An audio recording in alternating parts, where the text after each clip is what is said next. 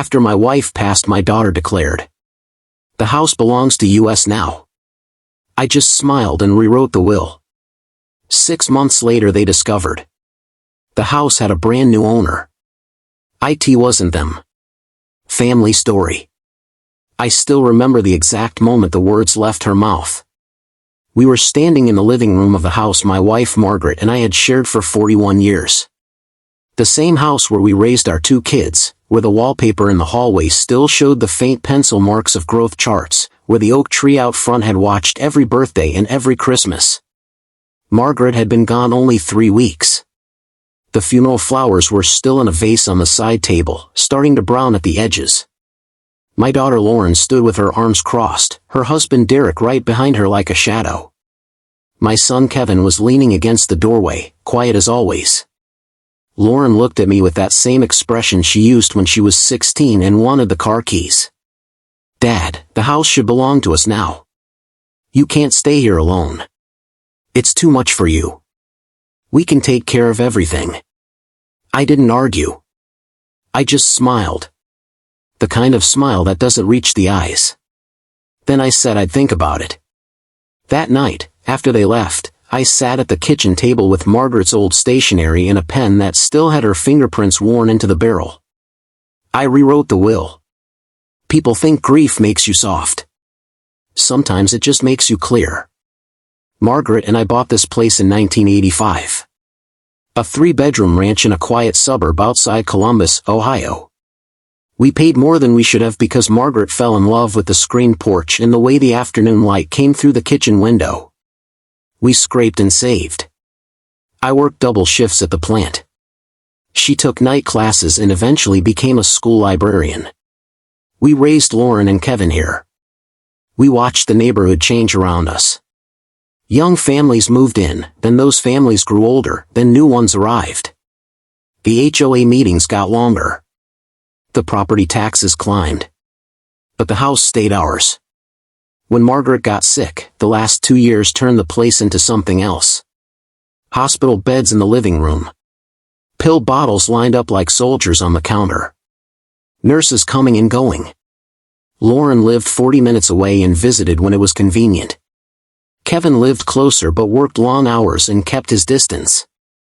I took early retirement so I could be the one who stayed. I learned how to change sheets without waking her. I learned which foods she could still keep down. I learned how to sit in silence when the pain was too much for talking. The night she died, the house felt too big and too quiet at the same time. I slept on the couch for a week because the bedroom still smelled like her lotion. 3 weeks later Lauren arrived with Derek and that declaration about the house. She talked about practical things. The upkeep. My age.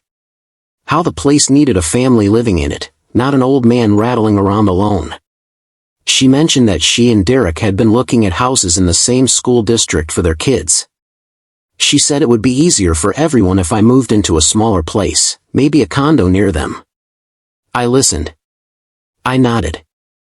I smiled. And that night I called my attorney, the same man who had drawn up the original will 20 years earlier. I told him exactly what I wanted.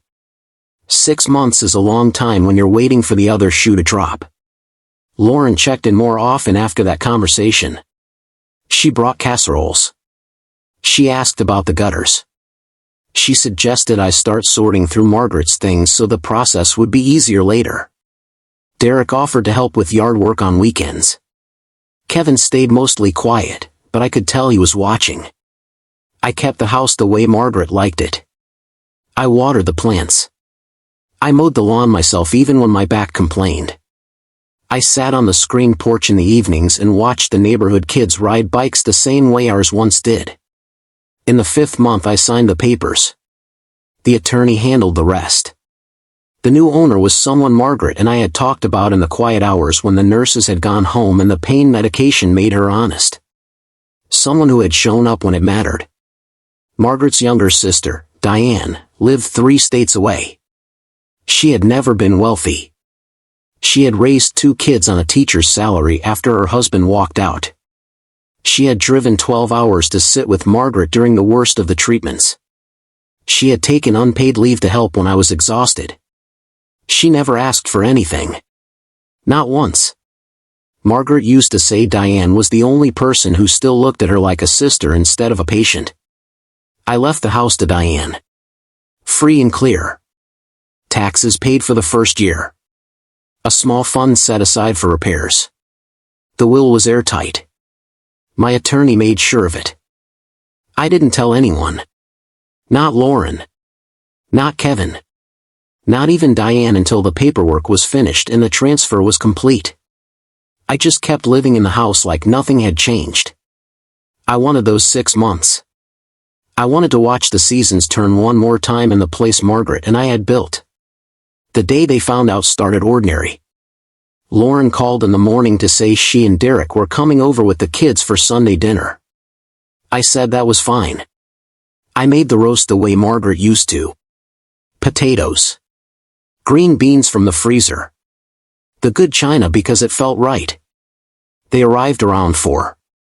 The kids ran straight to the backyard. Derek talked about work. Lauren helped set the table and then, while we were carrying plates, she brought it up again. Dad, we should really start talking about the house. The market is good right now. If we list it in the spring we could get a strong price. You could keep a nice nest egg and still have something smaller. I set the last plate down and looked at her. The house already has a new owner, I said. The room went quiet in that particular way rooms do when someone says something that doesn't fit the script. Derek's fork stopped halfway to his mouth. Lauren's face did that thing where the smile stays but the eyes change. What do you mean? I updated the will 6 months ago. The house belongs to your Aunt Diane now. Lauren laughed once, short and sharp. That's not funny. I'm not joking. She stood up so fast her chair scraped the floor. You can't just give away our house. This is our family home. Mom would never have wanted that. I stayed seated. Your mother and I talked about it. More than once. She wanted Diane to have a place that was hers. A place that didn't come with strings or obligations. Diane never asked for anything while your mother was sick. She just showed up. Lauren's voice rose. I showed up. You showed up when it fit your schedule. Diane rearranged her life. Derek put a hand on Lauren's arm. She shook it off. The kids came running in from the backyard, loud and oblivious, and for a moment the argument paused while they asked for juice. Lauren sent them back outside with a tone that made them glance at each other and leave quickly. When the door closed she turned on me again. This is about money. You're punishing us because we didn't live here and wipe every drop of drool. It's not about money. The house was never going to make anyone rich. It's about who actually carried the weight when it was heavy. Kevin had been silent the whole time. He finally spoke, voice low. Dad, you should have told us. We could have talked about it. We did talk about it. 3 weeks after the funeral. Your sister said the house should be theirs. I smiled and made a different decision. Lauren started pacing. She talked about lawyers. About challenging the will. About how Diane lived too far away and would just sell the place anyway. I let her talk herself out. When she finally stopped I told her the transfer was already complete. The deed was in Diane's name. The attorney had confirmed everything. There was nothing left to challenge that would hold up. She left that night without eating. Derek followed with the kids, looking embarrassed. Kevin stayed longer. He helped clear the table. At the door he said he understood more than he let on. He didn't apologize and I didn't ask him to. Some things don't need words. Diane called me the next morning. She had received the final papers and the key. Her voice cracked when she tried to thank me. I told her there was nothing to thank. Margaret had wanted this. I had only made sure it happened. I stayed in the house another 2 weeks while Diane arranged to move. She drove up with a U-Haul and her youngest daughter. We packed the things I wanted to keep. Margaret's favorite chair. The photo albums. The cookbook with the sauce stains. The rest stayed. Diane walked through the room slowly, touching the walls the way people do when they're trying to decide if a place can become home. On the last morning I stood in the driveway and looked at the oak tree one more time.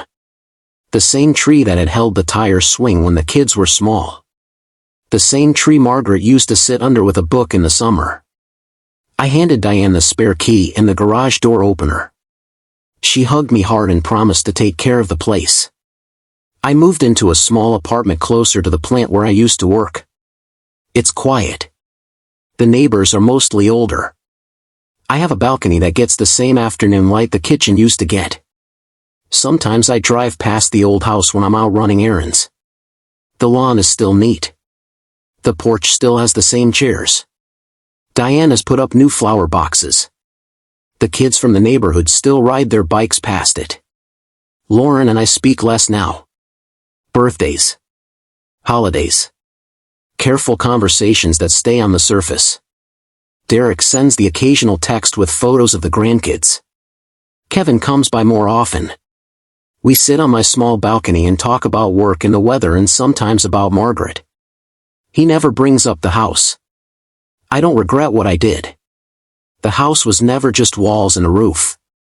It was the place where Margaret and I built a life that was ours. When she was gone I had to decide what that life still meant. I chose the person who had treated it with the same care we had. The person who never tried to claim it while Margaret was still breathing. 6 months after I changed the will, the new owner walked through the front door with her own boxes and her own plans. It wasn't Lauren. It wasn't Derek. It wasn't the future they had already started writing in their heads. It was Diane. And for the first time since the funeral, the house felt like it belonged to someone who understood what it had cost to keep it standing.